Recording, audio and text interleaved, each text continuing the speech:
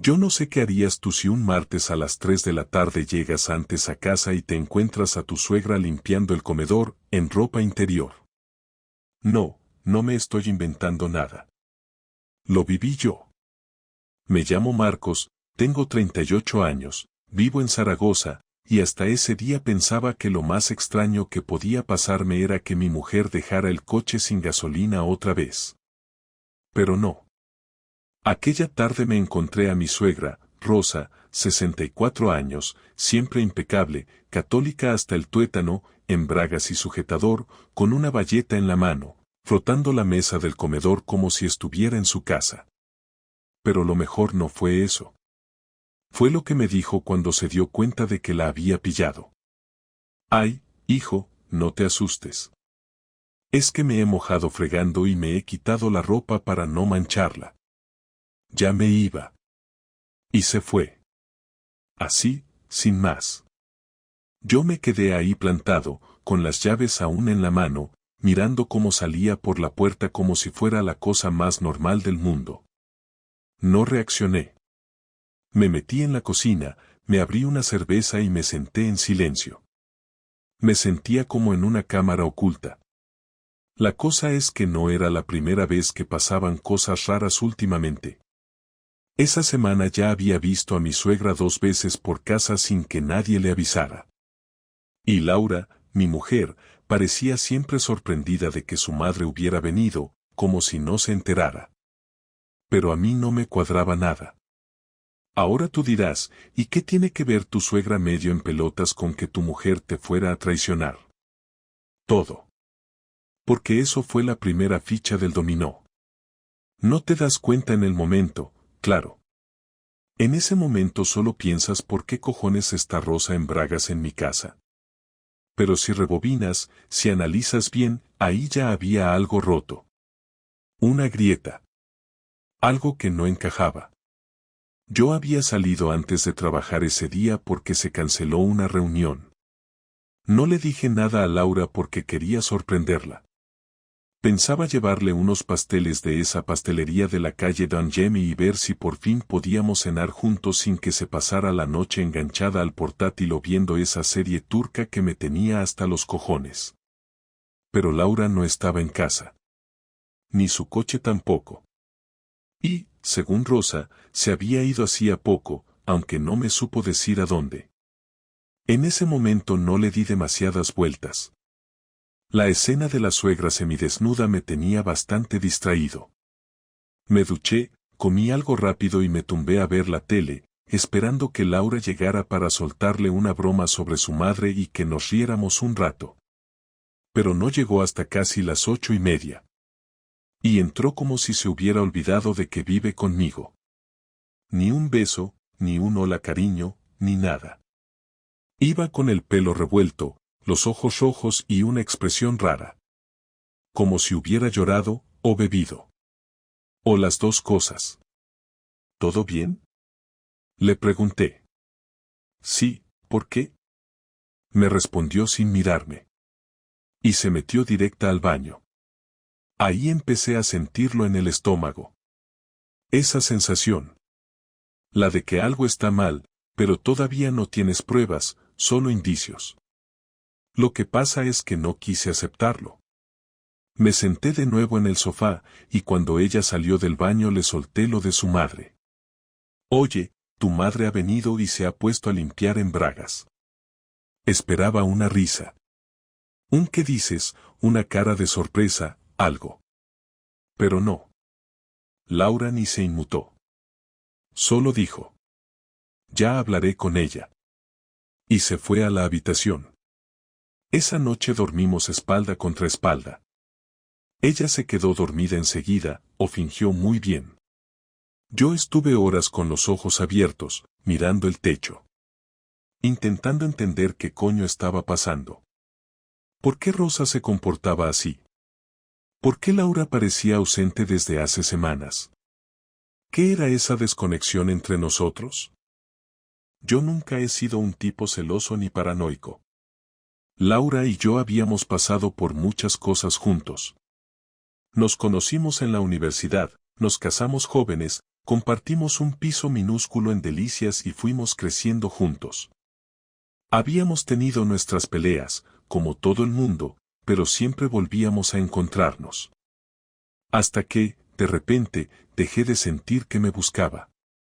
Ya no había caricias espontáneas, ni bromas, ni interés real por cómo me iba el día. Y ese martes fue el principio. La primera señal clara de que ya no estaba solo en mi propia casa. Que había cosas pasando que no me estaban contando. Aunque lo peor vendría después. Las cosas no cambian de un día para otro, pero hay días que te abren los ojos de una forma que ya no puedes hacerte el ciego. El domingo siguiente, una semana después de la escena con mi suegra, fue uno de esos días. Me desperté temprano, como siempre, porque desde hace meses mi cuerpo parece tener un despertador propio que no respeta festivos ni domingos. Me levanté sin hacer ruido, bajé a la cocina y me preparé un café. Laura seguía durmiendo. O eso pensé. A eso de las 9, ya vestido y con el café en mano, decidí pasar por casa de mi cuñado, David, que vive a unas calles, porque me había prometido que me iba a prestar una caja de herramientas que necesitaba para arreglar una estantería que llevaba semanas torcida en el salón. Le mandé un mensaje antes de salir pero no respondió, así que me acerqué sin avisar. La puerta estaba abierta. Literalmente abierta. No entornada, no mal cerrada. Abierta de par en par toqué el timbre, nada. Golpeé la puerta un par de veces mientras llamaba su nombre. Cuando no respondió, entré. Pensé que igual estaba en la ducha, dormido, o simplemente no había oído. Lo que no esperaba era encontrarme el salón vacío, la tele encendida sin volumen y unas zapatillas de mujer en medio del pasillo. No eran de su novia, eso lo supe enseguida. Clara, la novia de David, calza un 41 y siempre lleva deportivas. Estas eran unas sandalias pequeñas, de esas planas de cuero marrón que había visto en mi casa más de una vez. Y ahí, sin querer buscarlo, empecé a oler algo raro, como cuando algo no encaja pero todavía no sabes qué es. No me quedé quieto, avancé por el pasillo como si ya supiera que algo no iba bien. Entré al dormitorio de David sin pensar en que no tenía derecho, sin pensar en que estaba cruzando un límite. Y ahí los vi. En la cama. A ella, de espaldas, desnuda, durmiendo como si estuviera en su propia casa. Y a él, boca arriba, también desnudo, con el brazo sobre su cintura. No hubo duda. No necesitaba ver más. Me bastaron 3 segundos para confirmar lo que no quería creer. Y sí, era Laura. Mi mujer. No grité, no lancé nada, no dije ni una palabra. Me di la vuelta y salí. Cerré la puerta con cuidado, bajé las escaleras como un fantasma y caminé de vuelta a casa. El mundo seguía girando como si nada hubiera pasado. Los niños jugaban en la plaza, una pareja paseaba al perro, el panadero abría su tienda. Y yo, con las manos en los bolsillos y la cabeza a punto de estallar, caminaba por Zaragoza como si fuera otro. Como si el Marcos de siempre se hubiera quedado en aquel piso y este nuevo tipo no supiera qué hacer con lo que acababa de ver. No entré en casa. Me senté en el banco del parque de al lado y estuve ahí más de 1 hora, mirando al suelo. No lloré. Tampoco pensé en nada concreto. Era como si mi cerebro se hubiera apagado por sobrecarga. Me temblaban las manos, pero no era de rabia. Era otra cosa, una mezcla rara de asco, incredulidad y algo parecido a vergüenza. Me sentía ridículo. Como si el último en enterarse hubiera sido yo. Como si todo el mundo lo supiera menos yo. Al rato, me levanté y fui a casa. Laura estaba en la cocina, con ropa diferente, el pelo mojado, preparando un té. Me miró como si nada. ¿Dónde has estado?, me preguntó mientras removía la taza. Fui a buscar la caja de herramientas a casa de David, le respondí sin apartar la vista de ella. Se le congeló la cara. No dijo nada durante unos segundos. Luego intentó disimular. ¿Y qué tal? ¿Estaba? Sí. Muy ocupado. Se quedó quieta. Se agarró a la encimera con una mano. Sabía que sabía. Y yo sabía que ella sabía que yo sabía. El silencio en esa cocina era una bomba a punto de estallar. Me acerqué despacio, sin levantar la voz. ¿Desde cuándo? Le pregunté. No sé de qué me estás hablando, dijo, pero su tono ya no tenía convicción. No te hagas la tonta, Laura. Te he visto. A ti y a David. En su cama. Me miró con una mezcla de miedo y vergüenza. No dijo nada. Se sentó en la silla, apoyó los codos en la mesa y se tapó la cara con las manos. Ahí fue cuando rompió a llorar. Pero no fue un llanto desesperado, fue un llanto contenido, de esos que no sabes si son por tristeza, por culpa o por rabia. No iba a pasar, dijo entre sollozos. Fue una estupidez. Solo pasó una vez. Fue un error. No mientas, le dije. Había ropa tuya en el suelo. No es la primera vez. No me trates como a un idiota. Me miró con los ojos rojos y la voz rota. No quería que lo supieras así. Iba a decírtelo. Estaba esperando el momento. ¿El momento? ¿En qué momento pensabas decírmelo? ¿En la cena familiar? ¿En Navidad? ¿Después del polvo de reconciliación? No me hables así, por favor, respondió con voz temblorosa. ¿Y cómo quieres que te hable, Laura? ¿Con flores? ¿Con una puta serenata? Ella no supo qué decir. Yo tampoco. Me quedé de pie, mirándola, como si la estuviera viendo por primera vez. Me pregunté si en algún momento había estado enamorada de mí o si simplemente me había usado como trampolín, como refugio, como plan B mientras decidía qué quería hacer con su vida. ¿Desde cuándo estáis liados? Pregunté. Unos meses, dijo casi en un susurro. ¿Y Clara? No sabe nada. David se lo ocultó todo. ¿Y tú pensabas que podía seguir así, y que yo nunca me enteraría? No lo sé, Marcos. No lo sé. Todo se me fue de las manos. Ahí me reí. Me reí porque me parecía absurdo, grotesco, todo. Me reí porque, en el fondo, ya no sabía ni por qué seguía de pie. Me di media vuelta, fui al dormitorio, cogí una mochila y metí 4 cosas. Ropa, cartera, cargador. Nada más. ¿Dónde vas? Me preguntó desde la puerta. No lo sé. Pero no pienso dormir una noche más bajo el mismo techo que tú. Marcos, por favor. No me llames. No me escribas. No me busques. Y me fui. No miré atrás. Cuando salí de casa aquel día, pensé que lo peor ya había pasado. Había visto a Laura con mi cuñado, había escuchado sus excusas, había tenido la conversación que nadie quiere tener y me había marchado sin mirar atrás. Creí que alejarme unas horas me ayudaría a respirar y a decidir qué hacer, pero no fue así. Pasé la noche en el coche, aparcado cerca del puente de Santiago, intentando dormir sin conseguirlo. Encendí y apagué la radio 20 veces porque no soportaba el silencio y tampoco soportaba escuchar las voces de desconocidos hablando de cosas normales mientras mi vida se desmoronaba. Había momentos en los que pensaba en llamar a alguien, pero no sabía a quién. No iba a llamar a mi madre para contarle lo que había pasado, y mis amigos siempre han sido más de cervezas y bromas que de conversaciones serias. Así que estuve allí, dando vueltas en mi cabeza sin parar, sintiendo que el tiempo pasaba despacio y que mi cuerpo estaba en un estado que no sabría describir pero que definitivamente no era descanso ni calma.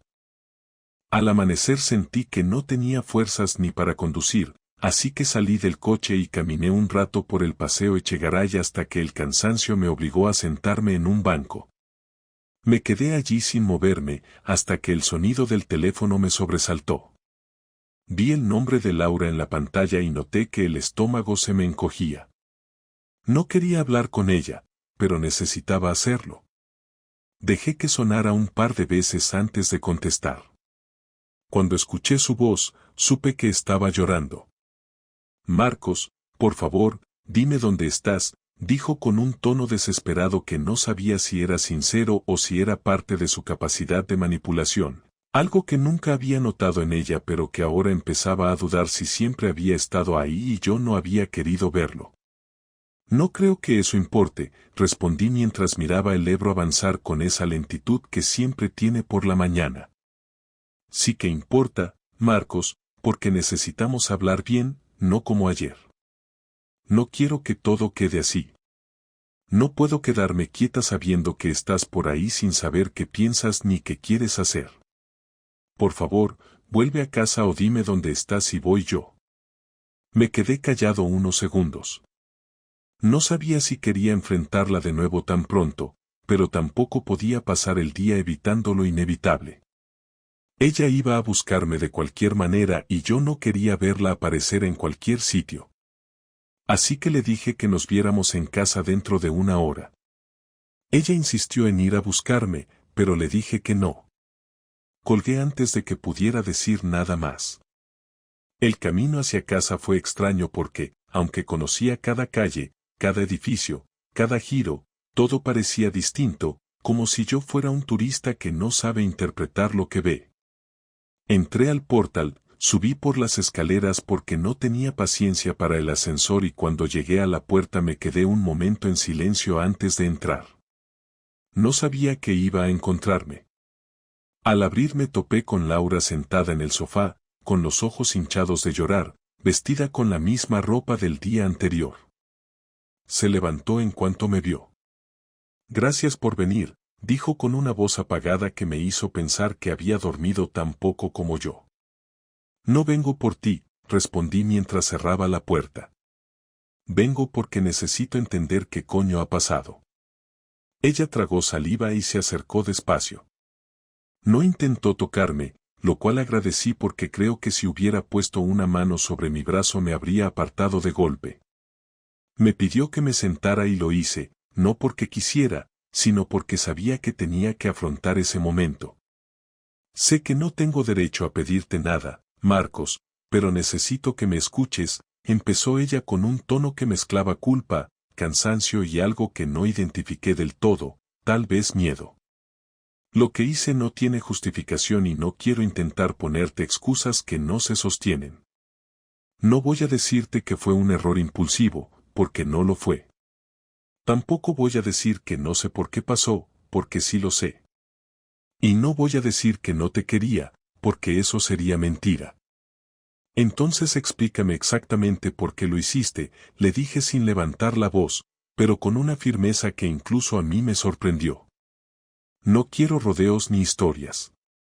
Quiero la verdad sin filtros. Ella respiró hondo y se sentó frente a mí. Tenía las manos temblorosas y las escondió bajo los muslos como si así pudiera controlarlas. Me miró fijamente y empezó a hablar, no de golpe ni atropellada, sino con una claridad que me puso nervioso porque parecía que llevaba días ensayando ese discurso. Hace meses que siento que estoy viviendo en piloto automático, dijo. No contigo, sino conmigo. Me despertaba y no sabía cómo enfrentar el día, me acostaba sin sentir que lo que hacía tenía algún sentido. No es culpa tuya, Marcos, y no quiero que pienses ni un segundo que tú me llevaste a esto, pero llevaba tiempo sintiéndome perdida, vacía, desconectada de mí misma y de todo lo demás. Y cuando David empezó a acercarse de una forma que me hizo sentir otra vez interesante, otra vez vista, otra vez deseada, no supe parar. Me enganché a esa sensación como una idiota. Levanté la mano para que no siguiera un momento. ¿Interesante para quién? ¿Para tu cuñado? ¿Para el hermano de tu hermana? ¿Para el tío con el que compartimos mesa en todas las comidas familiares? ¿Así de poco valía todo para ti? No lo estoy justificando, respondió ella con lágrimas en los ojos. Sé que es horrible, sé que no hay manera de ponerlo bonito. Pero me preguntas por qué y eso es lo que pasó. Empezó con una conversación tonta, siguió con mensajes y después todo se fue complicando. Yo intenté pararlo, pero no fui capaz. No sé si porque no tenía la fuerza o porque necesitaba sentir que alguien me veía de una manera distinta. Pues ya lo conseguiste, le dije con un sarcasmo que me salió sin pensarlo. Ahora te ve todo el mundo de una manera distinta. Yo el primero. Ella se tapó la cara, pero no dejé que el silencio se alargara. No había venido a consolarla. ¿Cuántas veces os habéis acostado? Pregunté con un tono que yo mismo habría preferido no oír. Tardó varios segundos en responder. Contó las palabras en su cabeza antes de soltarlas. 3. ¿3 desde cuándo? Desde hace 2 meses. Me quedé mirando la pared, no porque me interesara, sino porque si la miraba a ella me iba a volver loco. Me recorrió un escalofrío que no era frío, era una mezcla de rabia contenida, de humillación, de decepción y de una especie de claridad amarga que te llega cuando ya no queda espacio para mentiras. ¿Él te importa? Pregunté sin saber si quería saber la respuesta. No, contestó inmediatamente. No me importa. No siento nada por él. Solo me aprovechó la bufonada mental en la que estaba metida y yo dejé que ocurriera porque estaba completamente perdida. No busqué una relación, no buscaba enamorarme ni nada parecido. Pero buscabas follar, respondí, porque para eso no hace falta estar muy perdida. Ella apretó la mandíbula y respiró hondo. Sé que no quieres ni deberías creerme nada ahora, pero si pudiera borrar todo lo que ha pasado lo haría sin pensarlo. No quiero perderte, Marcos.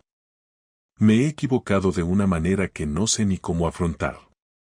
Estoy dispuesta a hacer lo que me pidas para intentar arreglar esto. ¿Arreglarlo? Respondí con una risa amarga que sonó más a exhalación seca que a risa. Ni siquiera hemos empezado a decir las cosas claras y ya estás hablando de arreglarlo. No sé si quiero estar contigo ni un minuto más. No sé si voy a poder mirarte sin recordar lo que hiciste. No sé si voy a poder entrar en esta casa sin imaginarte en otra cama con otra persona. No sé nada. Ella se acercó un poco, con cuidado, como si yo fuera una cuerda tensa que podía romperse. Solo te pido que no tomes una decisión hoy, dijo. No estoy pidiéndote que me perdones, solo que no cierres la puerta sin pensarlo. Me merezco que me odies, pero también quiero que me escuches cuando te diga que quiero luchar por esto. El problema, respondí, es que tú ya luchaste por otra cosa. Y yo ni lo sabía. Ella bajó la cabeza. Yo me levanté porque sentía que si seguía sentado iba a explotar. Caminé hasta la ventana, la abrí para que entrara aire y me quedé allí unos segundos. El ruido de la calle parecía muy lejano, como si viniera desde otra ciudad. Vamos a tener una conversación fuerte, Laura, dije sin girarme. Pero no va a ser hoy. No tengo la cabeza para seguir hablando sin decir algo de lo que me pueda arrepentir. Necesito unas horas. Tal vez un día. Tal vez más. Si quieres que siga aquí, quédate en la casa. Si no quieres, vete. Me da igual. Pero no vuelvas a acercarte a mí hoy. Ella intentó decir algo, pero levanté la mano otra vez. Hoy no. Caminé hacia la puerta y salí sin esperar respuesta. Sentí su mirada en mi espalda, pero no me giré porque sabía que si lo hacía todo iba a convertirse en un grito. Caminé por la escalera con un cansancio que no parecía normal para la hora que era. Y aunque no lo dije en voz alta, en mi cabeza solo repetía una pregunta que me estaba empezando a quemar más que cualquier otra: ¿qué clase de persona había estado durmiendo conmigo todo este tiempo?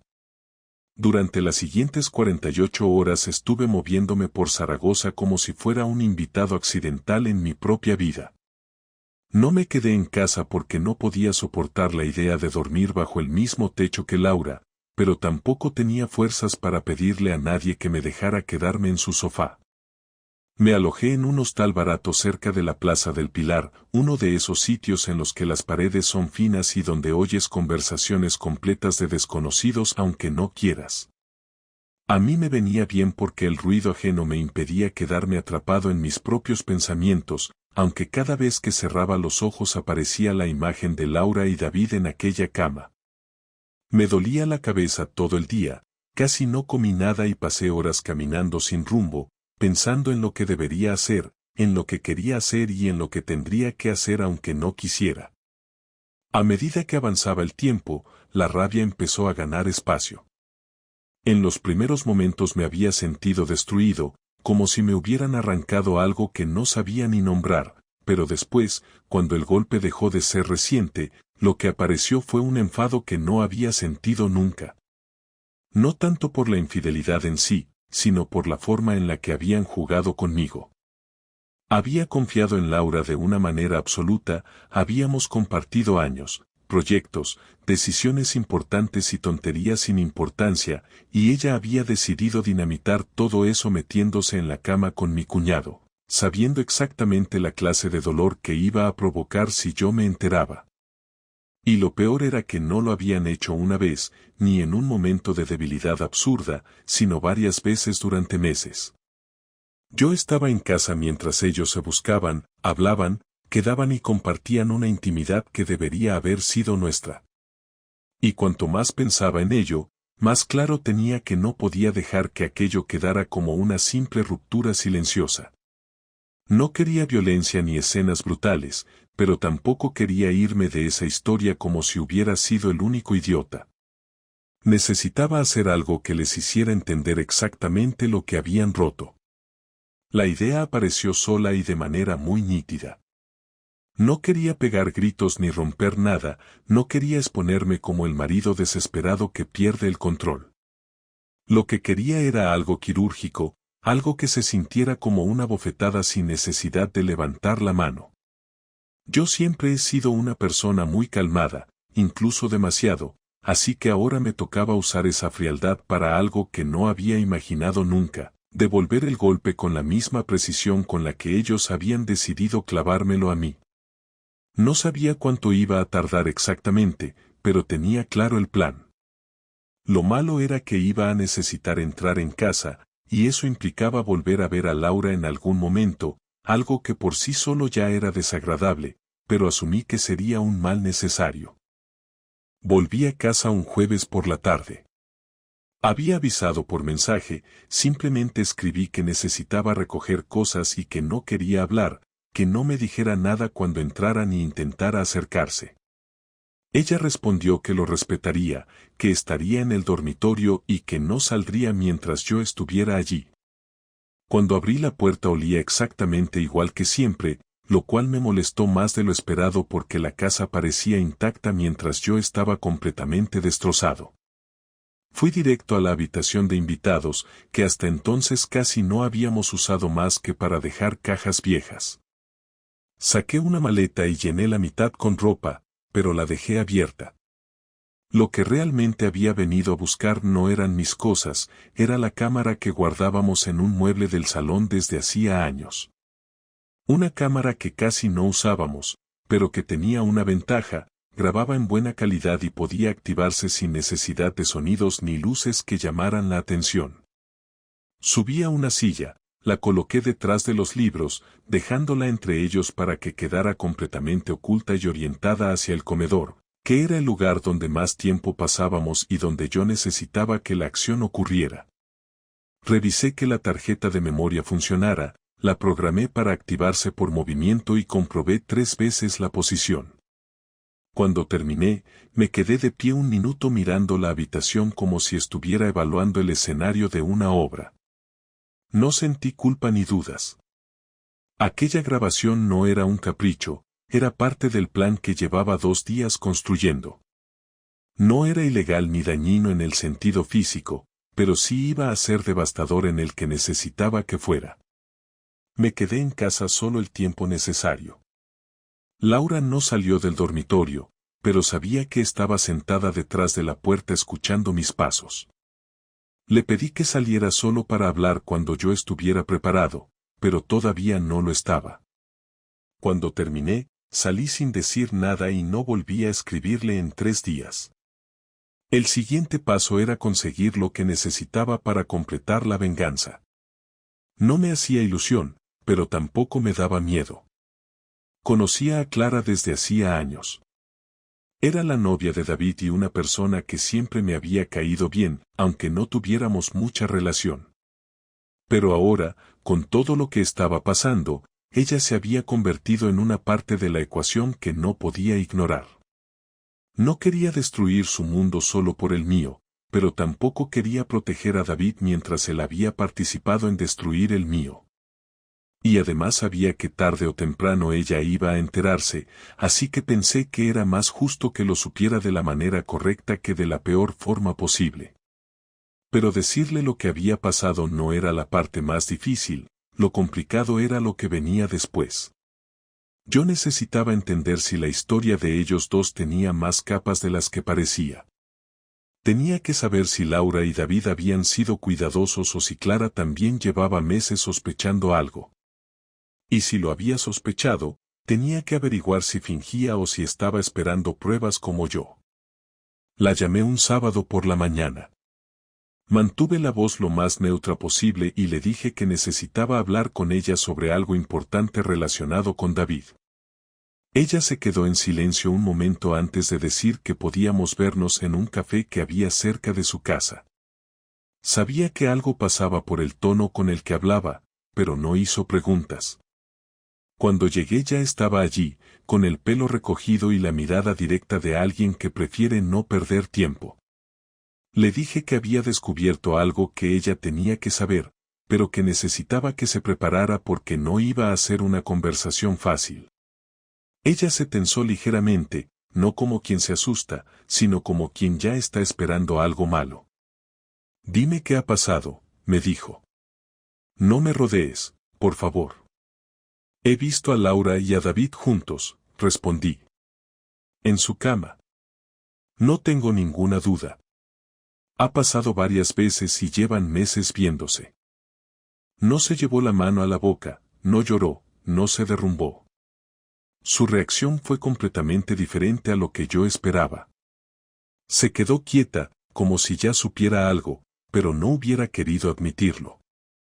Respiró hondo y se recostó en la silla, mirando al suelo antes de levantar la vista hacia mí. No me sorprende, dijo con una calma extraña. Pensé que me lo estaba imaginando, pero parece que no. Me quedé mirándola sin decir nada. No tenía ni idea de que ella también había sentido algo. ¿Desde cuándo lo sospechas? Le pregunté. Desde enero, respondió. David empezó a comportarse de forma rara. Se duchaba en cuanto llegaba a casa, estaba más pendiente del móvil y evitaba preguntas simples. Lo enfrenté 2 veces, pero siempre salía bien parado, decía que eran cosas del trabajo o que yo estaba paranoica. Me hizo sentir culpable por pensar mal de él. Todo encajó en mi cabeza de golpe. Ella también había sido engañada. Ella también estaba atrapada en la misma farsa que yo. Por eso he venido, continuó. Porque aunque me duela, prefiero saber la verdad a seguir viviendo como una idiota. Su sinceridad me dejó sin palabras unos segundos. No me esperaba encontrarme a alguien tan firme. Y entonces, sin darme cuenta, entendí que ella podía ser una pieza clave para lo que yo necesitaba hacer. Porque no solo se trataba de vengarme de Laura, sino también de poner a David frente a sus actos sin posibilidad de negarlos, sin huecos para escapar.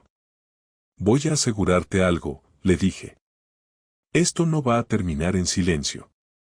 No voy a dejar que ellos sigan con su vida como si no hubieran destrozado la nuestra. Pero necesitaré que me escuches y que confíes en lo que voy a decirte ahora. Ella asintió sin apartar la vista de mí. Quiero ayudarte, respondió. No me interesa la venganza por rabia, pero sí la verdad. Si ellos decidieron jugar así, tendrán que asumir el resultado. Sentí por primera vez en días que no estaba completamente solo. Y en ese momento supe con exactitud cuál sería el siguiente paso. Y que nadie iba a verlo venir. Clara no era lo que esperaba. La mayoría de personas cuando se enfrentan a una traición de ese tipo se bloquean o reaccionan con drama, pero ella se mantuvo firme.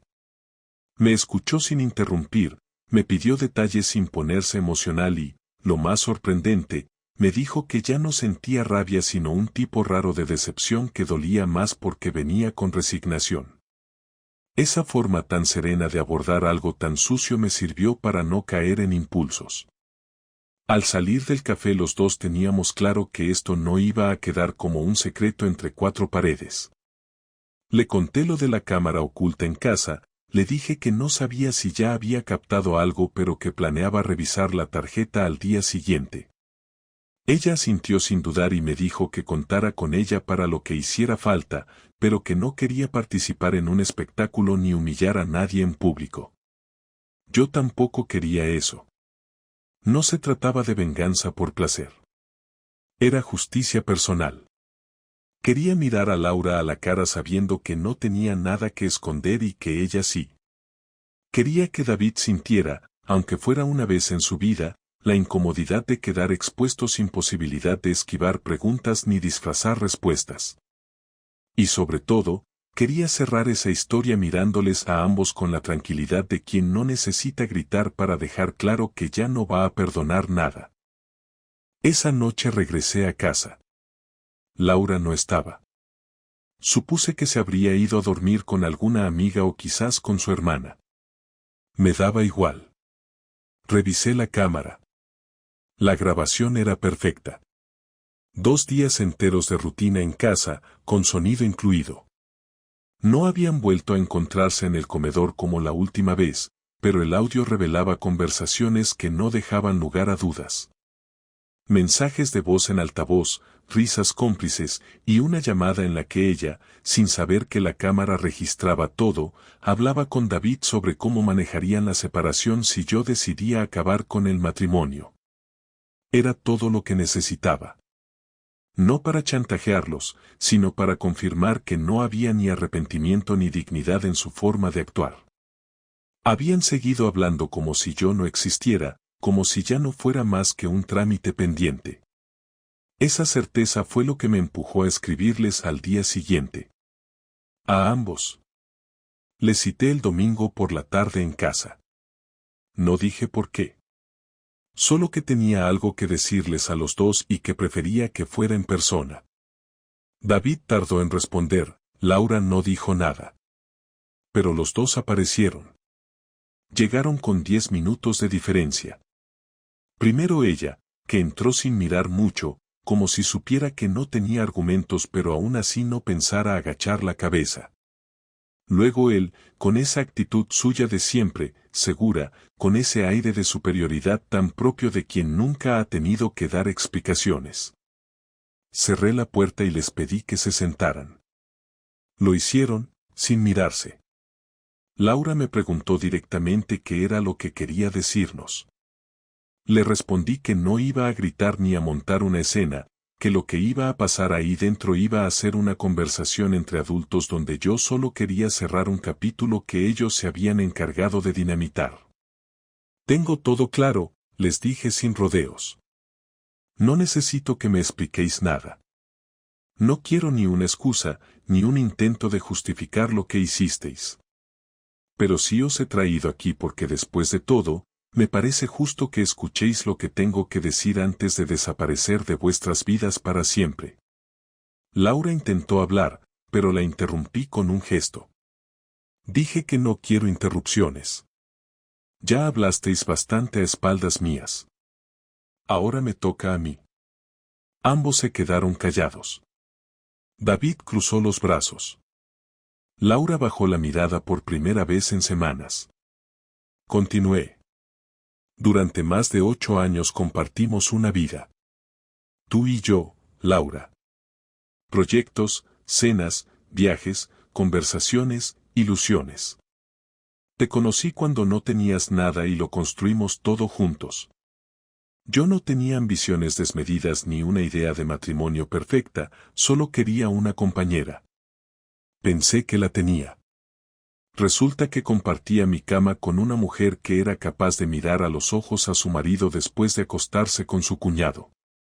No sé si eso dice más de tu falta de empatía o de tu capacidad para fingir. Y tú, David, me saludaste cada fin de semana, comiste en mi mesa, brindaste en mi cumpleaños y me dijiste hermano más de una vez mientras te acostabas con mi mujer.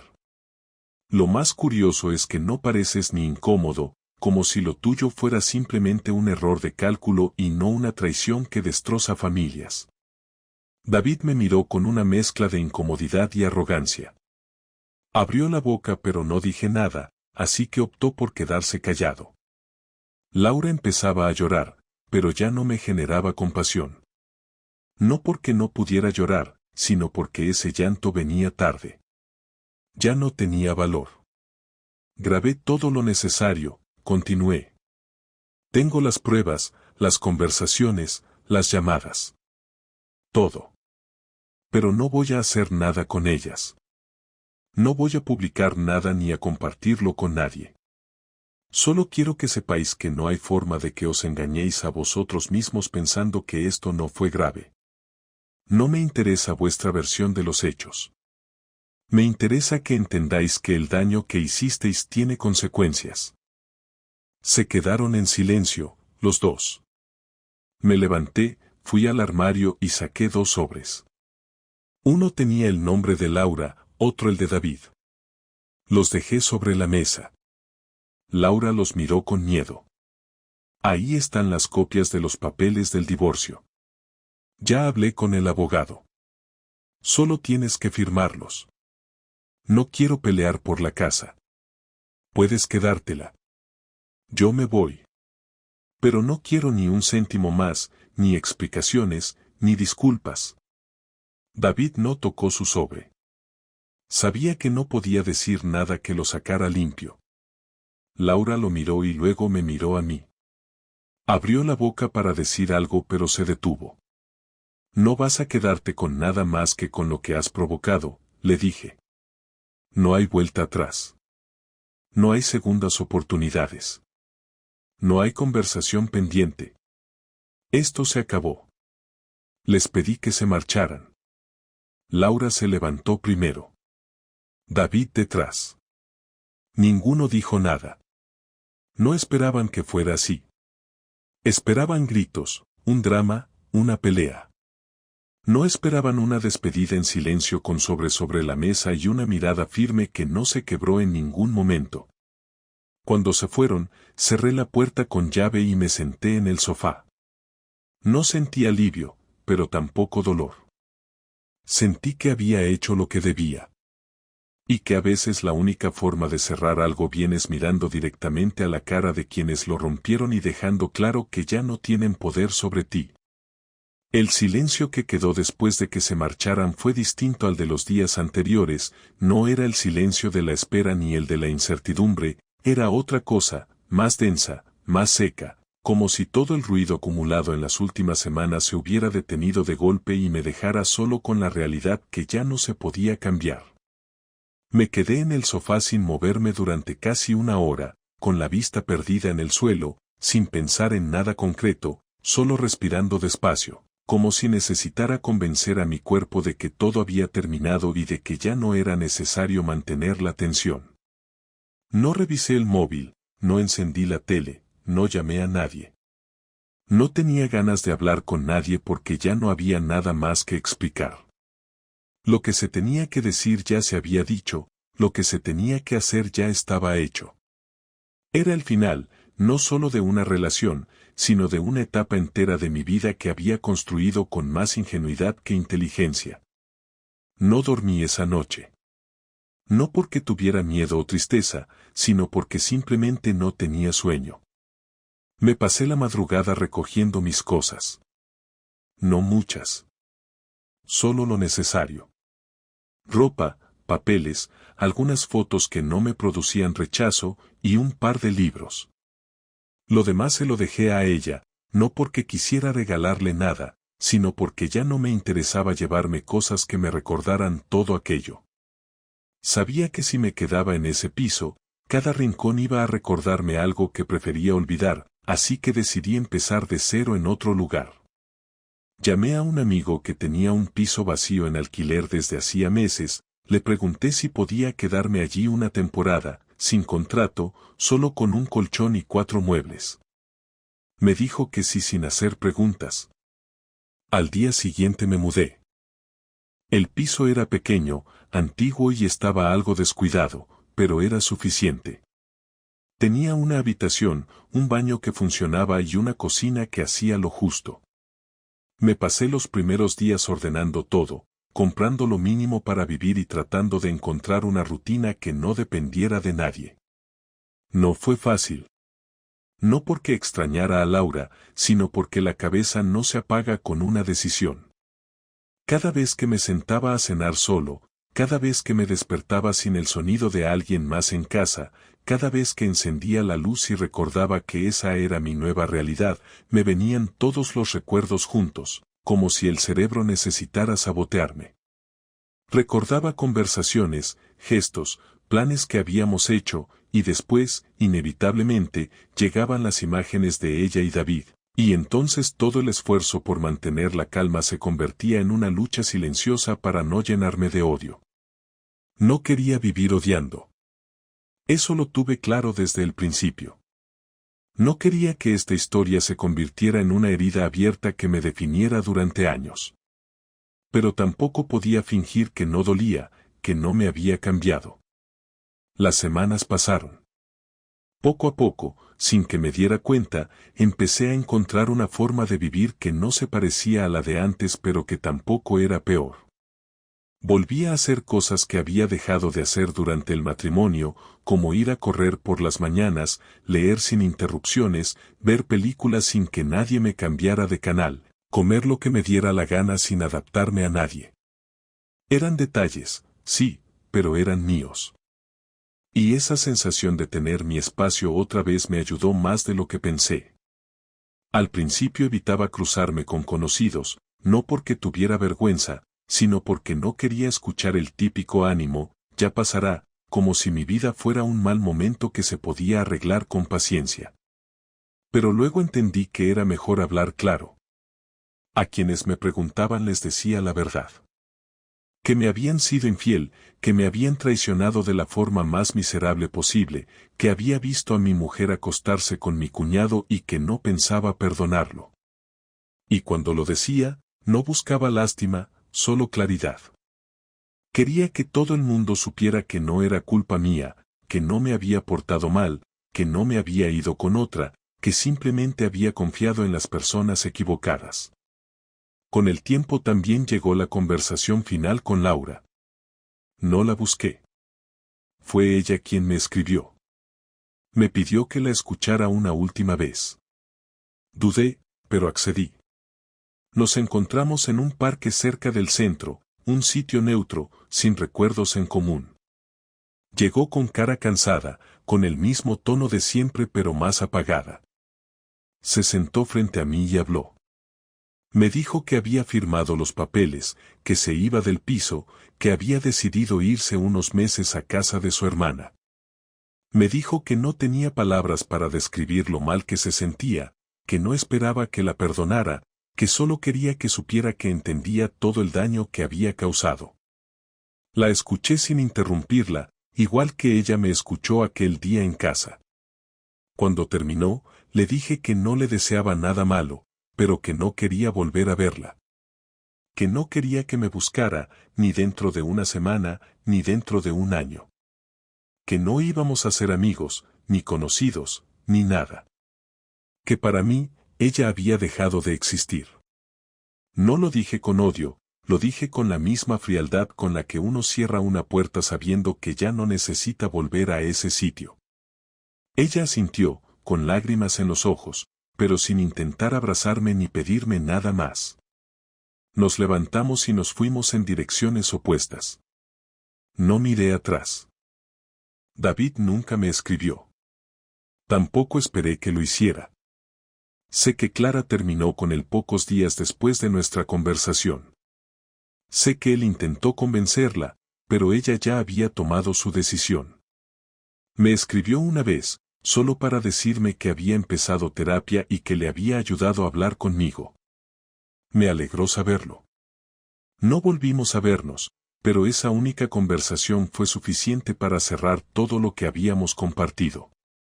Ahora, meses después, puedo decir que no me arrepiento de nada.